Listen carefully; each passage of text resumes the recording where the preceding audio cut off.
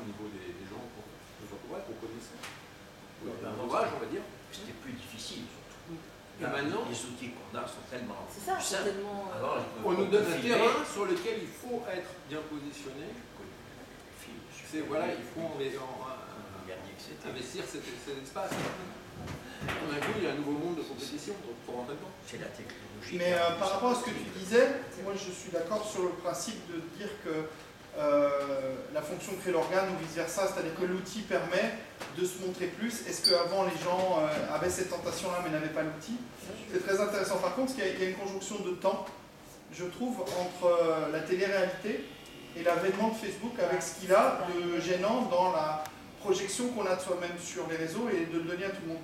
Est-ce que les gens ne se sont pas rendus compte que Andy Warhol n'avait pas tout à fait raison parce qu'il pensait que son quart d'heure, tout le monde l'avait grâce à la télévision, et que finalement on est tellement nombreux que si on veut avoir son quart d'heure, il faut qu'on soit plus intelligent et qu'on aille le provoquer peut-être, et que si on attend de passer à la télévision, on va attendre trop longtemps. Et c'est vrai que la télé-réalité a donné un goût de ça à des jeunes qui n'étaient peut-être pas très stables dans leur tête et qui se sont dit, le Barjo que je vois, parce que moi je considère que c'est des Barjo, le Barjo que je vois à la télé-réalité, je suis aussi Barjo que lui.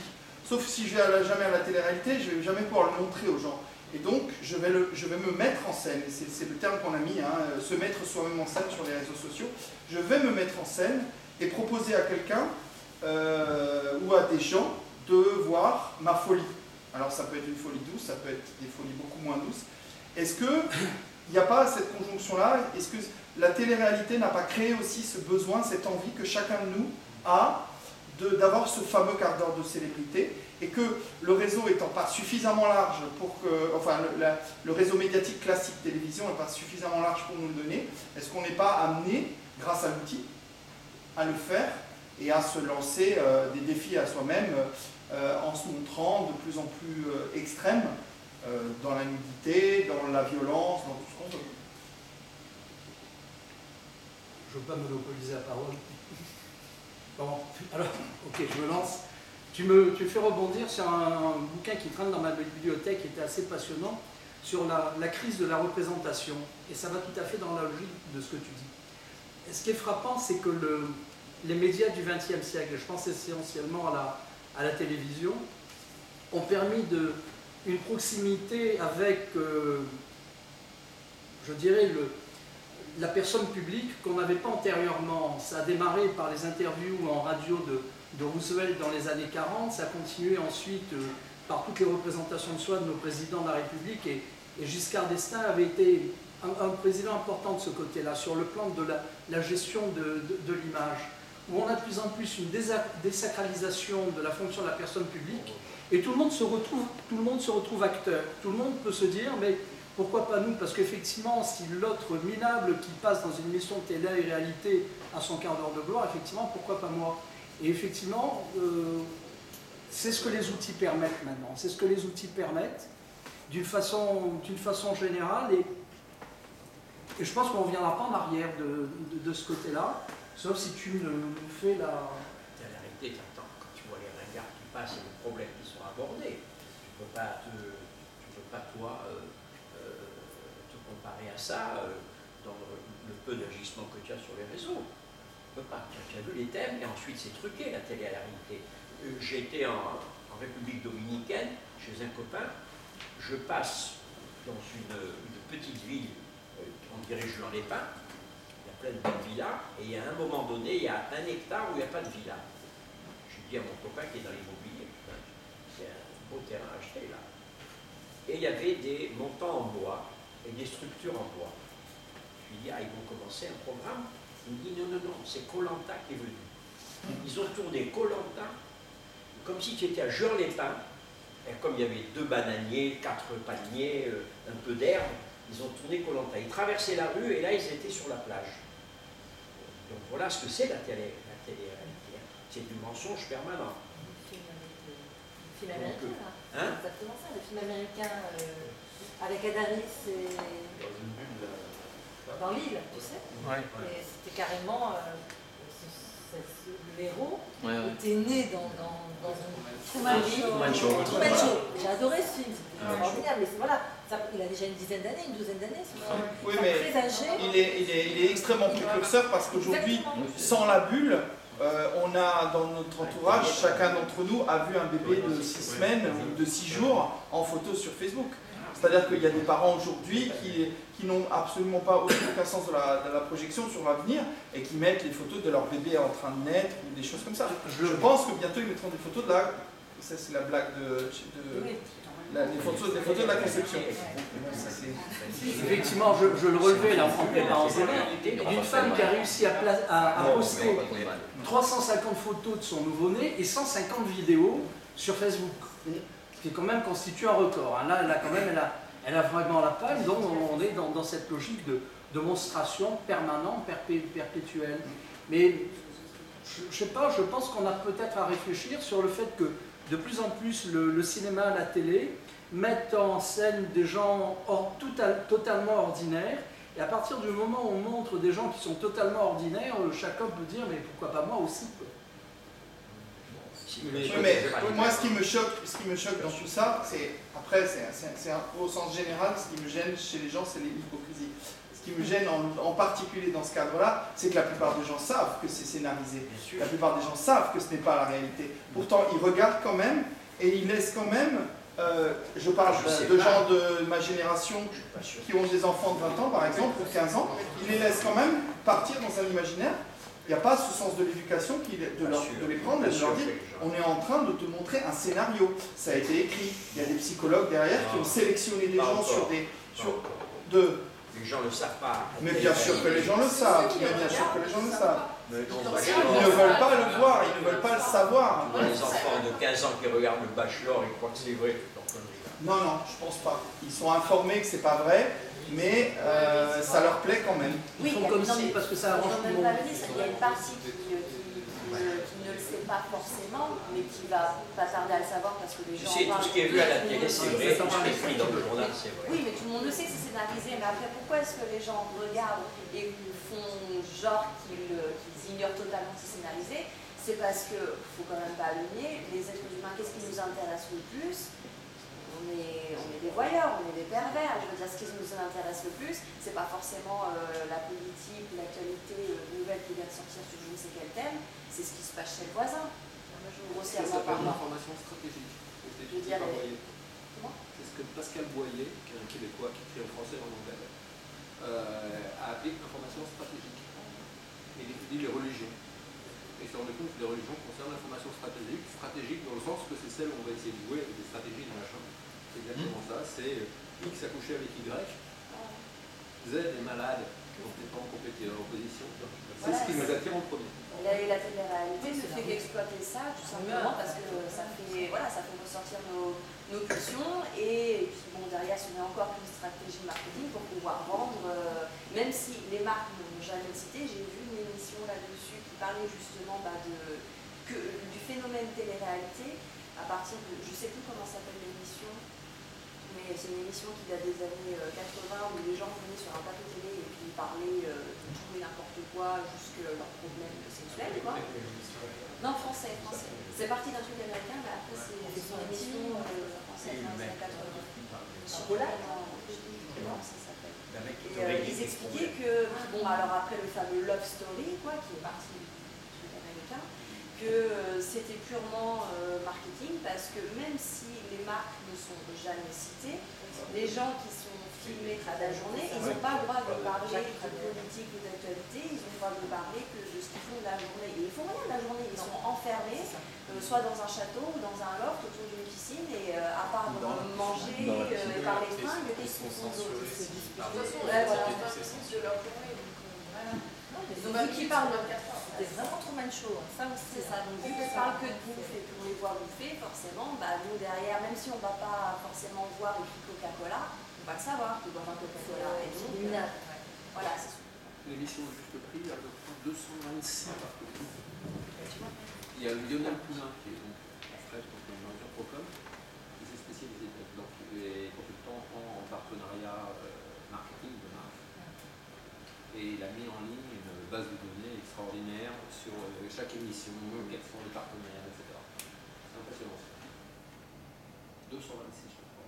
De mémoire, un chiffre 236. Et est-ce que la télé et les réseaux sociaux marchent en parallèle, se recoupent?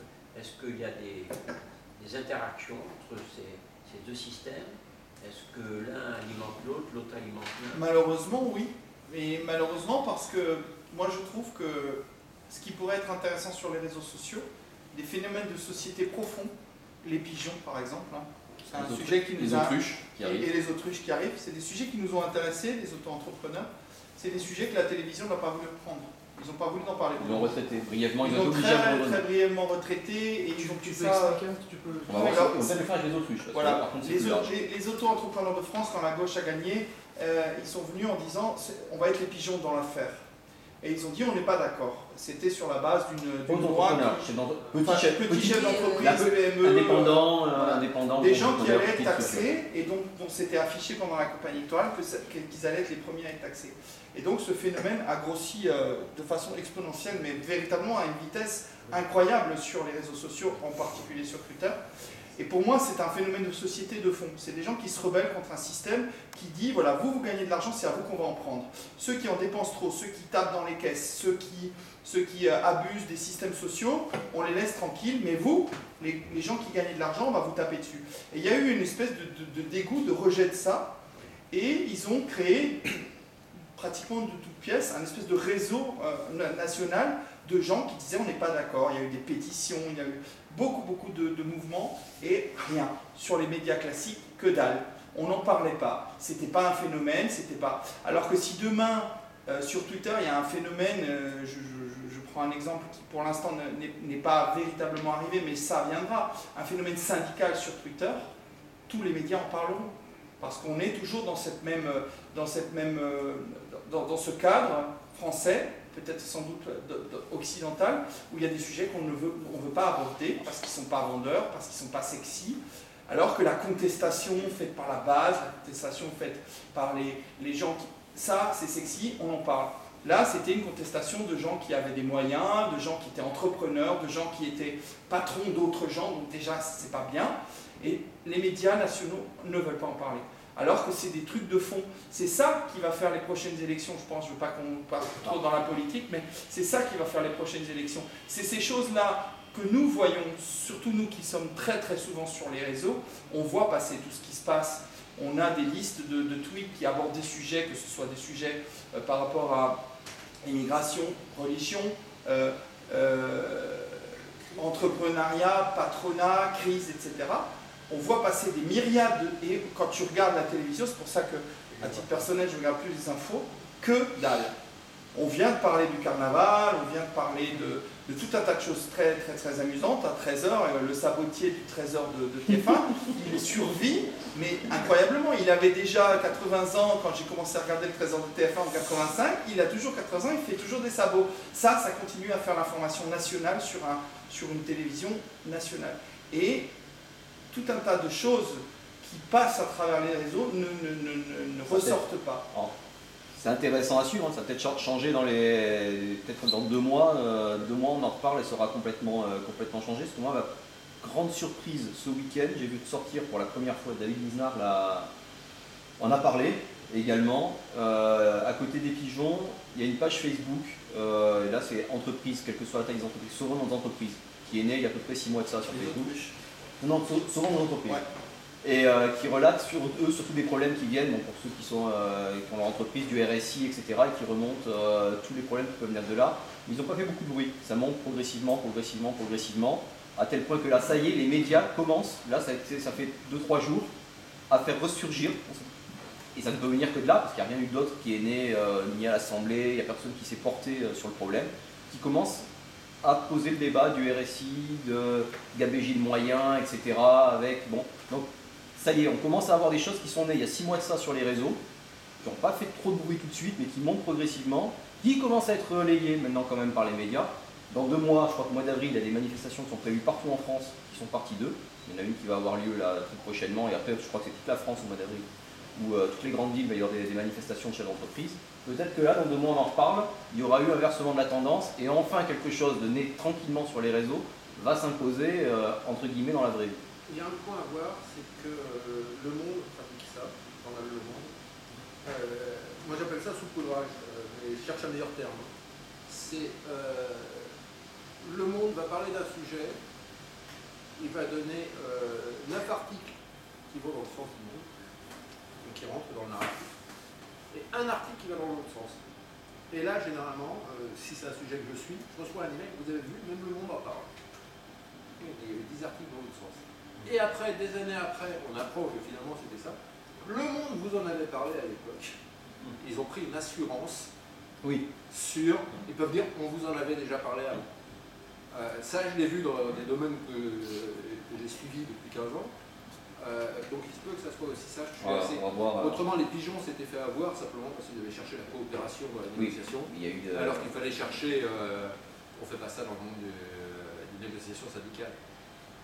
C'est quoi être des salauds là. C'est un problème de plus-value de start-up qui était soumis à des plus-values exagérées. C'est là où ils se sont révoltés. Et les autruches, j'ai pas bien compris. Alors les autruches, en fait, c'est des gens qui sont aussi entrepreneurs et qui aujourd'hui disent voilà pourquoi on est des autruches. Donc ils font une liste de toutes les raisons pour lesquelles ils mettent la tête dans le sable. Et c'est vrai que c'est touchant parce que c'est des raisons que tout le monde peut comprendre. Ils expliquent aujourd'hui qu'ils mettent la tête dans le sable parce qu'ils n'arrivent plus à boucler leur administratif en fin de mois. Parce qu'ils ne comprennent plus les textes qui sont censés respecter auprès que ce soit leur comptable par exemple, toutes ces choses qui sont devenues des nébuleuses administratives, des gens à qui on doit envoyer des sous sans bien comprendre pourquoi on leur envoie, et ils sont tellement pris dans leur carcan administratif, et puis quand même à côté de ça, entrepreneurs, ils ont du temps à passer avec leurs clients, ils ont quelque chose à vendre, une plus-value, une valeur ajoutée à donner à leur métier, donc ils n'ont plus le temps, donc ils se mettent la tête dans le sable, ils réfléchissent plus, ils n'essayent plus de trouver pourquoi un tel leur réclame des sous à tel moment, et sur quelle base ils se basent, pourquoi on lui demande ses sous, et au-delà de ça, ils ne se posent même plus la question de savoir vers qui va cet argent. Ils sont tellement pris dans le truc, et donc ils créent un mouvement qui dit, voilà, aidez-nous, changez le système. Il y a une en fait, parce qu'ils ont adressé une pétition au président de la République. Et les pigeons n'avaient pas fait. Là, ils sont partis d'une pétition qui a été adressée, qu'ils essayent de... Et moi je trouve ça extrêmement touchant parce que pour la plupart d'entre eux, ce n'est pas des gros patrons de PME, c'est des patrons, des petits patrons, c'est un artisan qui a 5 ou 6 gars qui l'envoie sur le terrain tous les jours, faire de la plomberie, faire du BTP, etc. Il est obligé d'envoyer des documents à son comptable, il ne sait pas pourquoi, il ne sait pas à quoi ça va servir, il voit de l'argent qui part dans tous les sens de son compte en banque, il ne sait pas pour qui, il ne sait pas pour financer quoi, et le système aujourd'hui est tellement opaque qu'on préfère ne même plus y réfléchir. Et c'est dans ce sens-là, cette notion de « je ne veux plus y penser », on met la tête dans le sable et on est une autruche en fait. Et on verra ce que ça va donner, si ça va changer quelque chose. Mais je suis assez dubitatif. Et ça, c'est des choses qu'on sait depuis très longtemps. Que le code civil, il a grandi depuis Napoléon, il a pris pas 1000 pages de plus, 2000. Et quand vous allez des fois aux impôts, vous voyez, les inspecteurs vous disent mais on n'est pas sûr de ça parce ça vient à peine d'arriver, on ne sait pas à quoi ça sert. On a déjà ce genre de réaction dès qu'on est confronté à ça. C'est bien que ça sorte sur les réseaux sociaux. Parce que ça nous amènera dans la rue. En 1995, j'avais été voir un satellite. Satellite, c'est des centres de traitement électronique intercaisse. Donc c'est ceux qui avaient les gros systèmes IBM, qui faisaient les paiements de la Sécu, de remboursement maladie. Et j'ai été le voir, il m'a dit, vous voyez, je suis en retard, j'ai 2 mises à jour à placer, mais je suis obligé d'arrêter l'ordinateur pendant 1 heure pour faire la mise à jour, et je ne peux pas. Il avait 2 mises à jour en retard, qui étaient donc les programmes décidés par le gouvernement sur les changements de taux, etc., le remboursement maladie, quoi, tel produit n'est plus remboursé, etc. C'est pas mis en place. Et c'est pas mis en place. Alors là, on s'est peut-être... Là, on se dit, je sais pas, ça m'a toujours laissé une impression bizarre, parce que maintenant, Non, c'est peut-être un peu éloigné de Facebook. Voilà. Alors la question peut-être pour les Alors, pour on les n'est pas pros. trop éloigné, parce que là, ce dont on parlait là, dans les c'est réseaux. justement ce genre d'information qui va poser problème un jour ou l'autre. C'est-à-dire, c'est si on communique là-dessus. Pourquoi? Parce qu'il y a tout intérêt à qu'il y ait de la contestation, mais que cette contestation peut étouffer à un moment donné. C'est-à-dire, voilà, le top, c'est vous n'êtes pas d'accord avec moi, je vous laisse parler. Vous n'êtes pas d'accord avec moi, etc. Mais à la fin, vous êtes d'accord avec moi. Il aimait du droit. Alors la question c'est quelle place sur Facebook pour des groupes ou de discussion ou d'intérêt ou de regroupement de gens concernés par les mêmes questions. Est-ce que ça peut être l'outil de discussion dans l'espace public pour justement motiver, inciter les gens à se préoccuper d'un certain nombre de questions de cet ordre? Moi je n'ai pas la réponse là-dessus, je pose la question. Vincent peut-être, qui est quand même un gros spécialiste aussi des réseaux. Oui, c'est des sujets complexes, entiers. Vous avez résumé pas mal de choses. Effectivement, moi, ce que j'ai bien aimé, c'est d'entendre que ce qu'il y avait actuellement sur les réseaux sociaux, c'était tout simplement le fondement de l'humain, aimer parler de soi, aimer se montrer, aimer avoir son quart d'heure de popularité, effectivement. C'est des choses qui vont évoluer, qui vont continuer. On a parlé de ça pour la naissance de tout ce qui était la souris et des émissions comme ça. Il y a quelque chose aussi, et là c'est un peu plus de l'information, qui est venu, c'est en 2001, les attentats. C'est là où on a vu une information brute, où les gens ont cherché à avoir quelque chose, à avoir cette information brute, à essayer de trouver quelque chose d'autre, à se renseigner. C'est là où les sites d'information ont explosé, parce que n'arrivaient pas à diffuser cette information, n'étaient pas encore prêts. Et après, on a commencé à voir les MySpace, on a commencé à voir les blogs et toutes les choses comme ça. Et en fait, on est dans cette évolution-là. Et Facebook, en fait, n'est que un temps donné d'un site où on raconte notre vie, comme on le faisait avant sur les blogs, comme on le faisait avant sur MySpace ou des trucs comme ça, des sites qui n'existent plus. Et effectivement, Facebook ne va plus exister dans... Il y a 3 ans. Tu as raison de poser cette question-là, et elle nous ramène à un débat qu'on a eu d'ailleurs la semaine dernière à table, où on était 4, où il y avait 3 journalistes et moi qui suis la tare abominable parce que j'étais le seul communicant au milieu, sur la fin du monopole des journalistes pour l'information dans l'espace public. Tu as eu raison de le soulever. Effectivement, le 11 septembre 2001, il y a des gens qui ne sont pas des journalistes, mais qui filment, qui postent un certain nombre d'informations. Bon, on n'avait pas Facebook à l'époque, mais on avait d'autres outils sur les réseaux. Et donc, ça a été effectivement un révélateur sur la fin du monopole des journalistes en termes de presse. Je relève un autre exemple qui est celui de la révolution iranienne, des étudiants iraniens il y a 2 ans, où effectivement ça passe par les réseaux sociaux, ça passe beaucoup par Twitter, où l'information n'est plus du domaine de la presse. Et là, effectivement, il y a de quoi s'interroger parce que, bien sûr, c'est la présentation de soi, mais c'est au-delà de la présentation de soi, c'est la présentation d'un événement. Et donc ça modifie la donne, effectivement, de façon importante. Et sans impact. On avait parlé avec la photographie, avec le Vietnam ou la place Tiananmen. Ça a été des référents comme ça qui après ont été diffusés un peu partout, où on a montré cette information brute et après qui a fait que la guerre au Vietnam a changé, sur des choses comme ça, la place Tiananmen, et c'est pas le connaît avec. Les réseaux sociaux maintenant ne sont qu'une expression, comme moyen de diffuser cette information-là. Après, les gens essaieront toujours de censurer, comme vous en avez parlé tout à l'heure. Est-ce qu'ils y arriveront, est-ce qu'ils n'y arriveront pas? C'est le fondement d'une démocratie ou pas, des États totalitaires. On voit ça aussi avec la vidéosurveillance. Je ne suis pas sûr que Facebook soit beaucoup plus dangereux, par exemple, que ce qu'on dit. Oui, il faut faire attention à ce qu'on dit. Oui, il ne faut pas raconter sa vie privée. Monsieur disait à juste titre, je ne vais pas me mettre tenu devant vous parce que j'assumerai pas ça. Facebook, c'est pareil. C'est-à-dire qu'il n'y a pas de confidentialité sur Facebook, puisque de toute façon, c'est comme si on était dans un bar. Quoi qu'on dise, ça peut être vu par d'autres personnes. Alors, il y a Facebook maintenant, il y aura d'autres sites d'État. Disons qu'on est purement sur un état humain, vous avez parlé du marketing aussi. n'y a pas de danger en soi, parce que l'humain est son propre danger en fait. La fin de Facebook, ça fait plusieurs fois qu'on en parle. Et qu'est-ce qui vous dirige, qu'est-ce qui dirige cette pensée-là? Le Facebook, je ne parle pas de l'entreprise, je parle du système. Le système Facebook, l'entreprise, elle va investir dans autre chose, elle va survivre, c'est son problème. Mais le système Facebook, le style Facebook, simplement les cours. Il y a toujours une nouveauté, un pic, et puis ça Ce qui est certain, c'est que Facebook, l'intelligence qu'ils ont eue jusqu'à présent, après on ne sait pas comment ça va se passer, c'est qu'ils s'auto-renouvellent. C'est-à-dire qu'ils apportent de façon assez... Je pense que quand ils nous apportent une nouveauté à télécharger, ils en ont 25 d'avance. Il y en a une, je disais à Rita tout à l'heure. Le phénomène Facebook, qui soit muté en autre chose, vous annoncez la fin de cette... Celle-là.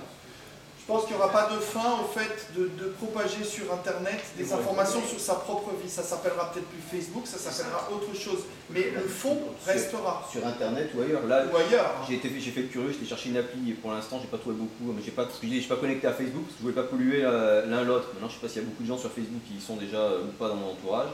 Il parlait d'une nouvelle appli Feed qui vient de sortir. Proportionnellement en termes de téléchargement de l'application par rapport à Facebook et Twitter, les a relayés, mais alors vraiment très très loin derrière en quelques semaines. A priori, c'est pas mal anglo-saxon encore pour l'instant. Pour une grande nouveauté, ce qu'on disait par rapport au fait de véhiculer sur Internet, c'est que dans une appli, ils ont tout intégré, c'est-à-dire que comme ils sont aperçus que et c'est essentiellement ados a priori pour l'instant, comme c'était chez les ados, il y a eu gros boom du SMS, dans l'appli, c'est le même principe que Twitter, c'est exactement la même chose, sauf que là, au lieu d'être obligé d'échanger à l'intérieur du réseau, une fois que les personnes se suivent, à l'intérieur de l'appli, elles vont échanger par SMS, dans le réseau, par mail, par le moyen qu'elles veulent. Voilà, en direct. C'est message. Non, Feed, c'est un réseau social comme Twitter, comme Facebook. C'est des profils, tu t'inscris, tu crées ton profil, tu suis des profils, il y a des hashtags comme il y a des hashtags dans Twitter, etc. Sauf qu'ils ont ajouté des fonctionnalités dans l'application que et Facebook et Twitter n'avaient pas, et ils disent que là, proportionnellement, ils ont une explosion de téléchargement d'appli qui relègue Facebook et Twitter très loin derrière. Oui, si ce n'est que c'est ce que Facebook met en place à l'heure actuelle avec son application message, qui pour l'instant n'est pas encore, il la teste, hein, donc ils invitent des gens à l'utiliser, mais effectivement cette versatilité des outils, et après ils sont en phase de test, hein, mais après dans un an, on y aura sur ça ils se sont fait damer le pion. C'est celui qui est number one aux États-Unis. Oui, c'est celui-là, c'est Feed. Ouais. Et bon. Moi j'ai créé le profil pour voir, pour l'instant j'ai pas eu beaucoup de français encore dessus, mais bon si ça va à cette vitesse-là, que dans un mois on en reparle. Et tout le monde aura son compte Feed parce que les entreprises créent de plus en plus de comptes un peu partout pour dire coucou, voilà j'existe. Après on en arrive au rideau, hein. Plus tu as de comptes, plus le rideau va s'ouvrir sur des informaticiens qui peuvent à peu près chercher n'importe quelle information sur toi. Parce qu'effectivement on ne se rend pas compte, on multiplie les informations, on les diffuse avec plus ou moins d'importance selon les réseaux. Et on ne se rend pas compte qu'après, elle nous échappe totalement. Enfin, on s'en rend compte, nous nous en rendons compte. Mais je pense qu'il y a plein de gens qui ne se rendent pas compte qu'elle leur échappe totalement. Pour comparer, ça c'est la liste de tous mes codes, de tous mes mots de passe. Mais il y a un site qui page entière, on déjà sait plus. toutes ces informations, c'est 1, 2, 3 people, je crois. Oui, qui est vieux. Est-ce qu'on peut arriver à un burn-out de tout ça? Alors ça c'est une bonne question. C'est une bonne question. Les médias, tout ça, on parle des réseaux sociaux qui développent, etc. quelque chose. J'ai un site qui existe depuis 96, qui avait eu beaucoup de succès à l'époque, qui fait maintenant 350 visites par jour à peu près. Dans Le Monde, il a été cité en bas d'un article. C'était le premier de 4 sites cités. Mais il y avait juste l'URL, comme ça, 9 mécaniens, 13 000 visiteurs uniques en 2 jours, au lieu de 350. Comme quoi, les médias ont un impact énorme. Énorme. C'est-à-dire que si je regarde maintenant mes statistiques annuelles, je vois 2 lignes droites et une pointe. Globalement, c'est ça. Quand on se plaint quand on dit que la presse n'a plus d'avance, c'est la presse qui domine tout. C'est le monde. Ça continue, le média classique, la presse en l'occurrence, continue à toucher d'autres populations aussi. Des gens qui n'ont pas encore. On dit que tout le monde est sur Facebook, tout le monde est sur Twitter. Ma mère, elle est ni sur Facebook ni sur Twitter, elle a 83 ans. Mais si demain, elle a compris un tout petit peu comment fonctionnait le truc, si demain, dans un journal, elle voit un URL cité dans un article qui parle de quelque chose qui pourrait l'intéresser, elle va aller voir mon petit frère, elle va lui demander de lui montrer sur Internet. Donc ça touche encore des gens qui ne sont pas touchés directement parce qu'il existe encore, je ne sais pas quelle est la proportion de gens, mais il existe encore des gens pour qui Internet, les réseaux sociaux, c'est quand même assez nébuleux, c'est quelque chose d'assez lointain, qui ne pratiquent pas tous les jours. Et ces personnes-là, on peut les toucher par la télévision, par la presse écrite. Mais même l'évolution est tellement rapide, l'autre fois, je ne sais pas de quoi tu parlais, avec l'individu qui t'accompagnait l'autre fois. Parler de choses, on n'arrivait même pas à comprendre. Ah, avec Nico, ouais. Oui. Ouais, mais là, je veux dire, à partir de là, même tout ça se réduit et puis ça va changer. Dans 6 mois, tu en parleras. Mais là, maintenant, on assiste à un phénomène, c'est que les jeunes adultes, ou tout au moins les ados, ne veulent plus aller sur Facebook. Pourquoi? Parce qu'ils ne veulent pas être amis avec leurs parents et leurs grands-parents. Parce que tu as des gens de 60, 65 ans qui sont évidemment sur Facebook maintenant. Donc ces jeunes-là, ils vont se retrouver sur d'autres, voilà, c'est ça, sur d'autres réseaux, parce qu'ils ont quand même pris l'habitude. Comme je dis, l'avènement des smartphones. Maintenant, les gamins de 8 ans ont des smartphones. Voilà. Donc, ils vont aller où? Ils ne veulent pas aller sur Facebook pour ne pas être amis avec leurs parents, ce qu'on comprend. À chaque génération, nous, on n'avait pas Facebook, on avait d'autres choses, on n'avait pas les mêmes goûts musicaux que nos parents, on n'avait pas les mêmes façons de faire, enfin d'agir, et c'est normal, il y a une part de révolte. Donc maintenant, les gamins qui ont 14-15 ans, et c'est un excellent argument. Si demain on lance un réseau, nous tous, et qu'on a envie de toucher de l'adolescence, ce sera notre